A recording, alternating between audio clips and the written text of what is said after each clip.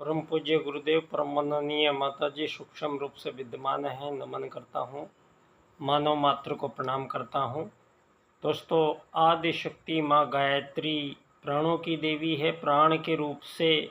धरती पर हम देख सकते हैं 84 लाख प्रकार के विभिन्न जीव जंतु वृक्ष वनस्पति प्राणी जो कहलाते हैं। तो प्राणी कहलाने का जो अधिकार और गौरव मिला है प्रत्येक जीव को, दोस्तों, वो प्राण की वजह से मिला है। और प्राण एक बिजली की तरह की शक्ति है जो विभिन्न प्रकार के छोटे बड़े जीव जंतु में प्रवेश, उनके शरीर में प्रवेश करने वाली ऐसी चेतन शक्ति वही आदि शक्ति माँ गायत्री है, जो संपूर्ण जीव जंतु वृक्ष वनस्पतियों के साथ मानव जीवन को आज तक धरती पर अस्तित्व को बनाए हुए जो सत्ता, वो आदि शक्ति माँ गायत्री हैं। दोस्तों, इस बात में संपूर्ण संसार में आज मानवों के बीच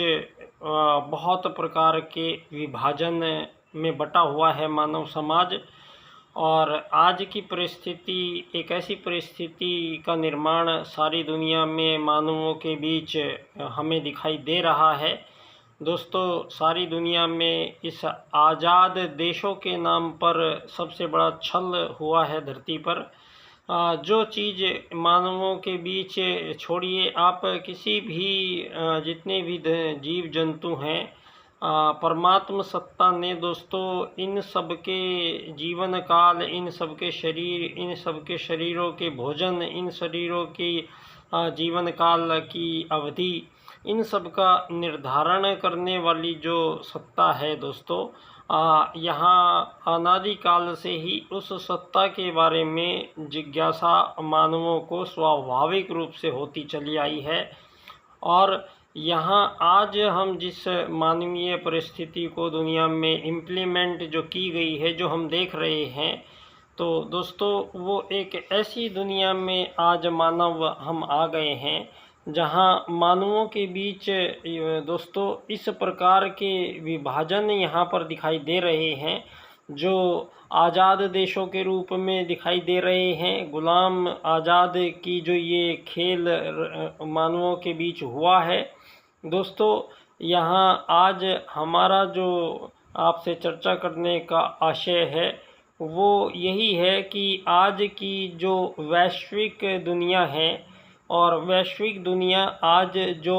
आर्टिफिशियल इंटेलिजेंस और आर्टिफिशियल जनरल इंटेलिजेंस का प्रयोग कर रही है।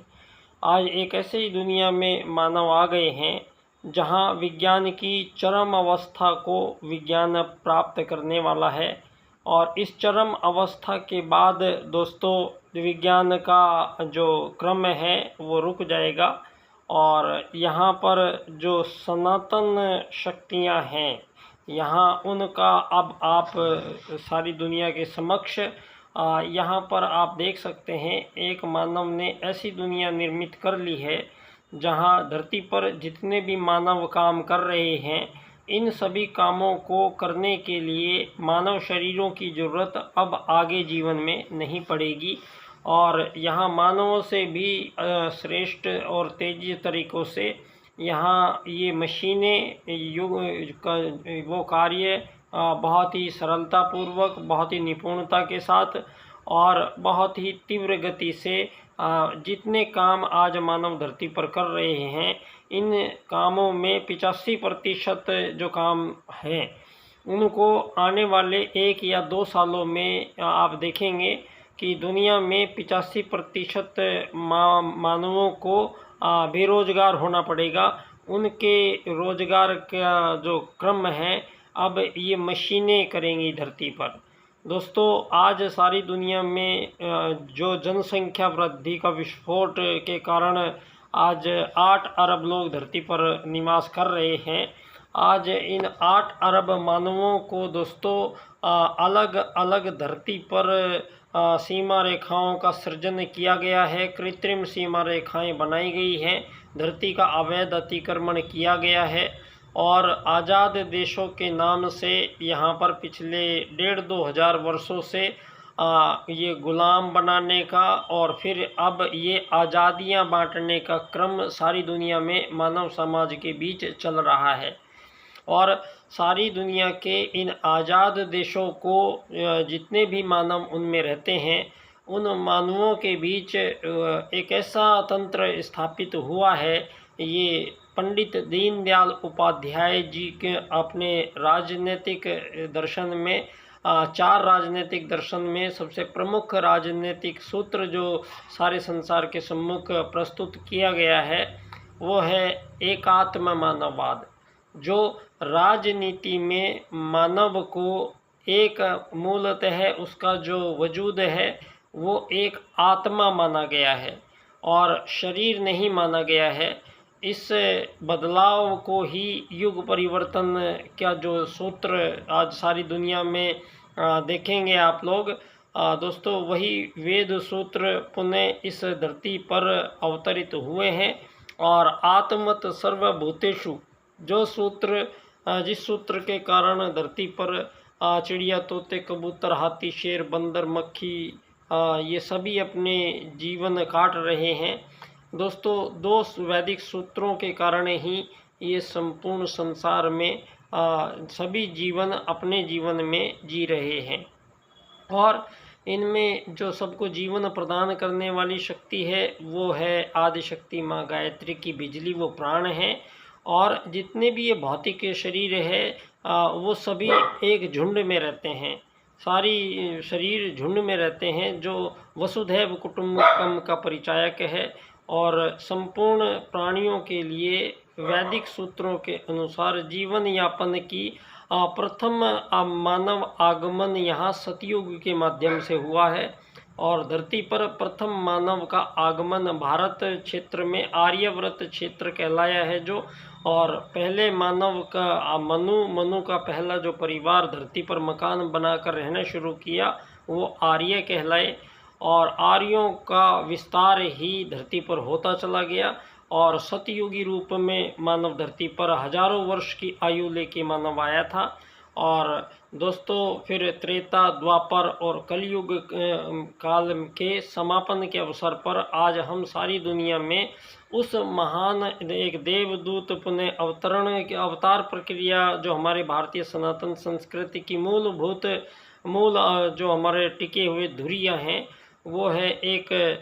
पुनर्जन्म मानव का होता है और एक यहाँ धर्म की स्थापना करने के लिए परमात्मा सत्ता स्वयं मानव देह में अवतार रूप में आते हैं। ये दोनों मान्यताएं यहाँ पर अनादिकाल से दोनों मान्यताएं यहाँ से सिद्ध होती रही हैं। और इस बार फिर पुनः धरती पर एक ऐसे ऋषि, एक ऐसे देवदूत, एक ऐसे परमात्मा सत्ता का निर्धारण यहाँ पर हुआ, उनका आगमन हुआ। और प्रज्ञावतार के रूप में, दशम अवतार के रूप में दोस्तों यहाँ परम पूज्य गुरुदेव का आगमन हुआ और इस संसार को एक नई संरचना में ढालने का एक जो पूर्ण प्रक्रिया उन्होंने उपलब्ध कराई है दुनिया को, युग निर्माण योजना के नाम से सारे संसार में आज आप लोग देख सकते होंगे। और इसका हमारा अंतिम लक्ष्य एक ही है, युग परिवर्तन। दोस्तों युग परिवर्तन का आशय है कि संसार में मानवों के बीच हजारों वर्षों से जो धरती पर ये अमीर गरीब मालिक नौकर बना के मानवों के बीच विभाजन, हिंदू मुस्लिम सिख ईसाई बनाकर, पूर्व पश्चिम उत्तर दक्षिण बनाकर, G5 G10 G20 बनाकर और इस तरीके से मानवों के बीच कृत्रिम जो यहाँ विभाजन हुए हैं और उन्हीं विभाजनों को दोहराते हुए मानव जाति, आज सारी मानव जाति दोस्तों एक ऐसे आग के ढेर पर बैठी हुई है जहाँ संपूर्ण सृष्टि के विनाश के हथियार बनाए जा चुके हैं, तैयार किए जा चुके हैं और छोड़ने के लिए उनको सायरन बज चुके हैं। अब एक ऐसा अंतिम विश्व युद्ध की ओर बढ़ती हुई दुनिया है जहाँ अब वो साक्षात महाकाल का अवतरण जो हुआ है वो आपको अब युग परिवर्तन के रूप में धरती पर इन 2 सालों में सारी दुनिया में स्पष्ट बातें होने जा रही हैं और युग का परिवर्तन होने जा रहा है, जिसमें प्रथम आगमन आपका जो मानवों को आज जो बुद्धिमान लोग ही कहलाए और बुद्धिमान लोग ही हमेशा अमीर लोग बने, धनवान लोग बने हैं। अब कंप्यूटर ने, इन मशीनों ने उन बुद्धिमान लोगों को उनकी आवश्यकता ख़त्म कर दी है और मानवों के द्वारा किए गए कार्य समाप्त कर दिए गए हैं। अब यहाँ पर ना कोई मानव यहाँ ब्राह्मण बनेगा, ना शूद्र बनेगा, ना क्षत्रिय बनेगा, ना वैश्य बनेगा। इन सब कामों को करने के लिए हमारे पास मशीनें आ चुकी हैं। तो ये बात साबित होती है कि मानव जो ये काम आज तक धरती पर कर रहा था, ये मानव के मूल कार्य नहीं है और मानव ये सब काम करने धरती पर नहीं आया था। मानव जिस काम के लिए धरती पर आया है, उस काम के बारे में चिंतन और उस बारे में मानव को वो दिशा और वो परिस्थितियाँ और वो दुनिया और वो रास्ते यहाँ पुनः परम पूज्य गुरुदेव के द्वारा बनाए जा चुके हैं। और इसमें परम पूज्य गुरुदेव के ही प्रथम शिष्य पंडित दीनदयाल उपाध्याय जी, जिन्होंने राजनीति में आत्मत सर्वभूतेषु के सूत्र को सिद्ध किया है और सारे संसार के 8 अरब मानवों को पुनः अपने वजूद के बारे में पुनः एक उनके बारे में निर्धारण किया गया है और पुनर्निर्धारण में मानव को उसके मूल अस्तित्व का परिचय कराया गया है और मानव को एक आत्मा के रूप में यहाँ मोक्ष प्राप्ति के अवसर पुनः धरती पर प्रारंभ होंगे और मानवों के बीच ये जो विभेद बने हैं कृत्रिम रूप से, इसका समापन पंडित दीनदयाल उपाध्याय जी राजनीतिक रूप से ही करते हैं और उन्होंने 4 सूत्र विश्व राजनीति के सामने रखे हैं, जिनका व्याख्यान इस क्रम से यदि आप करेंगे तो सारी वास्तु स्थिति स्पष्ट हो जाएगी कि किस प्रकार मानवों के बीच से धन आधारित जीवन पद्धति का समापन हो रहा है और मानवों के बीच संपूर्ण विभाजन समाप्त हो रहे हैं और सारी मानव जाति, परम पूज्य गुरुदेव ने पहले ही घोषणा कर रखी है कि सारी धरती के मानवों को एक ही धुरी पर आना पड़ेगा, एक ही धुरी पर इकट्ठा होना पड़ेगा। सारी मानव जाति का एक ही धर्म होगा, सारी मानव जाति की एक ही शिक्षा होगी और सारी मानव जाति को एक ही समान माना जाएगा और इसे ही सतयुग की वापसी कहेंगे।